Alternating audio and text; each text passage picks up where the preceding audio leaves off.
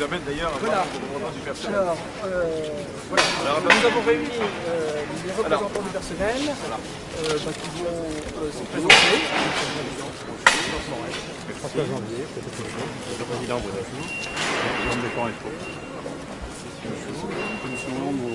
concernant la CGT, on ne considère pas qu'on doit vous rendre la politesse. On regarde ce qui se passe en ce moment, notamment à travers des luttes des salariés d'Air France. On considère que c'est une situation inacceptable, que ceux qui se battent aujourd'hui pour défendre leur gagne-pain se battent face à une violence patronale qui est de plus en plus imposante sur le territoire. Nous avons vécu cette situation à STX. Le chantage dans l'emploi, c'est une méthode qui est utilisée depuis de nombreuses années. En ce moment même, vous parlez d'un renouveau industriel, nous on parle d'un renouveau sur l'emploi, on parle d'un renouveau sur les salaires, et ça n'existe pas. Aujourd'hui à STX Lorient, il y a 40 licenciements et vous prenez part, de par votre participation aux parts de l'entreprise, vous prenez part à ces licenciements alors que le plan de charge aujourd'hui est important. Donc voilà, on ne tient pas à vous rendre cette politesse puisque vous souhaitez saluer les organisations syndicales. Nous on pense qu'aujourd'hui, dans ce pays, il n'y a pas de politesse à avoir, il y a des actes concrets à faire en ce qui concerne l'emploi et en ce qui concerne les salaires. Nous on réclame 600 embauches d'ouvriers et maintenant, parce que la situation elle devient intenable, le plan de charge est de plus en plus important et on ne peut plus faire la part belle à un moins 10 ans social. Aujourd'hui il y a une situation par rapport aux travailleurs détachés qui est inacceptable. Voilà. Il n'y a pas de politesse, il y a du dialogue. Il faut parler. Et on peut se parler sans avoir ni à recourir à la violence et jamais une organisation comme la vôtre ni à recours. Parce que vous la dénoncez comme tout le monde, la violence. Vous n'êtes pas dans la... Oui, je dénonce la violence patronale, c'est vrai. On dénonce toutes les violences. On dénonce la violence patronale. Aucune violence. Est-ce que vous dénoncez, vous, la violence des 2900 licenciements? Est-ce que vous la dénoncez? Vous faites tout pour qu'il n'y ait pas de licenciement. Vous ne la dénoncez pas, vous faites tout pour qu'il n'y ait pas de licenciement. Vous ne dénoncez pas. Vous faites tout pour qu'il n'y ait pas de licenciement, c'est ça l'objectif. Mais je reviens à STX et sur la rencontre qu'on doit avoir. Lorsqu'il y a du renouveau, il va y avoir un renouveau dans l'embauche, et c'est ce qui doit se passer dans l'entreprise. Dans les salaires, c'est ce qui doit normalement être réparti. Et puis il y a le renouveau industriel qui va profiter à tous les sociétés. Comment faites-vous pour vous occuper de ce manoir? C'est un privilège d'y être né, un de ceux auxquels on ne peut renoncer. Écoutez, c'est un geste qui nous a semblé naturel de faire, vu le contexte à la fois à Air France mais aussi à STX, puisque dans l'entreprise où l'État est actionnaire de la même façon qu'Air France, il y a des licenciements actuellement, alors que le président Hollande venait pour annoncer un renouveau industriel. Actuellement, il y a 40 licenciements à STX Lorient dans le même groupe. Donc ça nous semblait naturel de dépasser les idées de politesse et qu'aujourd'hui le dialogue il doit se faire simplement sur le fait que des actes concrets soient faits sur l'emploi et sur les salaires.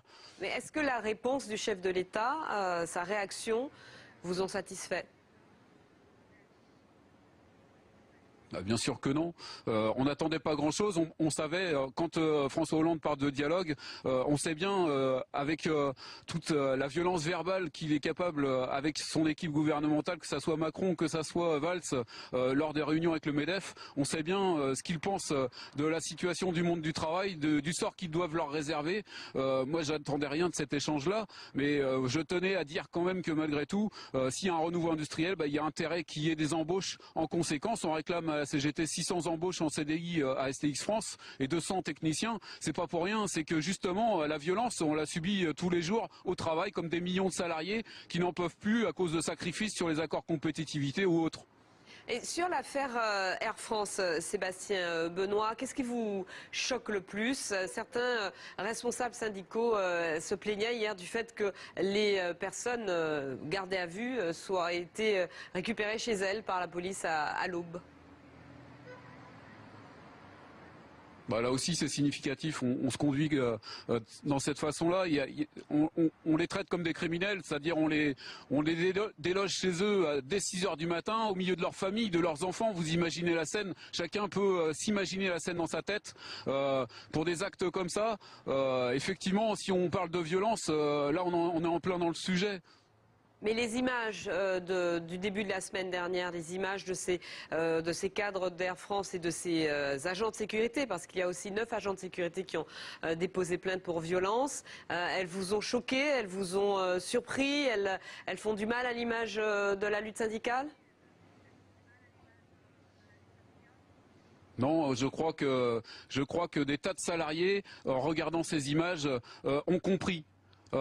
Il peut y avoir toutes sortes de réactions face à ces images-là, mais je crois que la plupart des salariés, et moi ça a été le cas dans mon entreprise, à la pause café le lendemain, les salariés comprenaient ce qui se passait. Parce que nous aussi, on subit le chantage à l'emploi tous les jours, on subit ces pressions sur les salaires, sur les conditions de travail, et on comprend qu'au bout d'un moment, des salariés soient à bout, et on le comprend très bien. Et voilà, ça a été la réaction la plus unanime que j'ai eue autour de moi sur cette affaire-là. Alors, qu'est-ce que François Hollande vous a répondu ce matin quand vous avez refusé de lui serrer la main et que vous lui avez parlé de la situation d'Air France?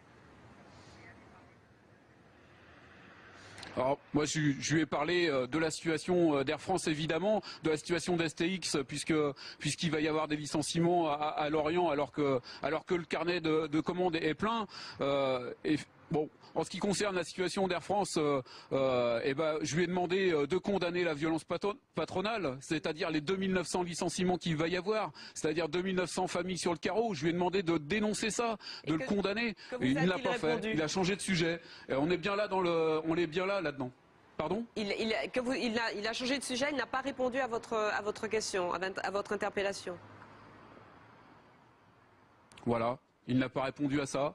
C'est-à-dire qu'il ne condamnait pas la violence qui est faite aux salariés et les millions de salariés au-delà de ceux d'Air France, encore une fois. Moi, je crois qu'en ce moment, effectivement, les choses sont peut-être un peu en train de changer sur ça. On considère qu'il va falloir de nouveau que le monde du travail se mette en avant et impose vraiment ses revendications, parce qu'il est plus que temps aujourd'hui. On aboutit à une situation où beaucoup de salariés sont à bout, et moi, je crois qu'il va falloir que cette colère-là s'exprime, mais de façon organisée et sur des revendications qui soient vraiment celles du monde du travail. Sébastien Benoît, vous avez refusé de serrer la main du chef de l'État, qui est le premier personnage de l'État.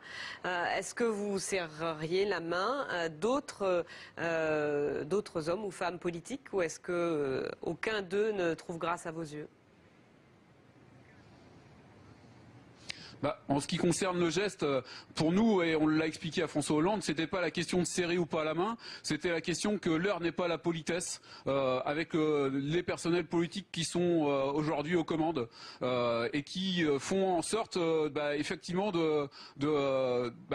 d'accentuer une politique d'aggravation pour la condition de vie des salariés dans ce pays. Donc c'est pas une question d'être impoli ou pas, c'est une question de se regarder les yeux dans les yeux et de se dire les choses en face. Il y a des actes concrets à faire maintenant, parce qu'il y a vie de millions de gens qui effectivement est en difficulté. Et moi, je ne compte pas avoir de réponse de François Hollande. Moi, je suis de ceux qui croient qu'il va falloir que le monde du travail s'organise pour avoir les réponses et pour aller les chercher, ces réponses-là. C'est-à-dire des augmentations de salaire pour tous et puis des créations d'emplois comme il le faudrait.